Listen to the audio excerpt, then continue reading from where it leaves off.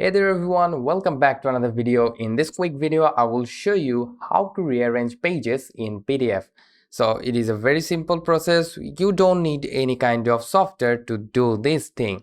All you need to do is to open up any kind of browser you have. Then on the search bar, you need to search Rearrange PDF file.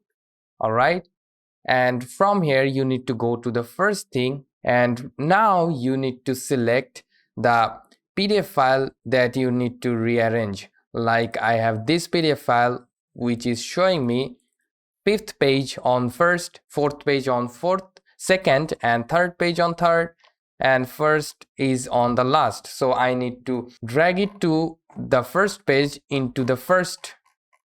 Here we need to select this PDF file, go to that thing and upload it, and from here you need to rearrange the PDF pages. Like I will tap on that and drag it to the first page, and this one to the second, this one in the third, and this will go on the fourth, and the fifth on is the fifth.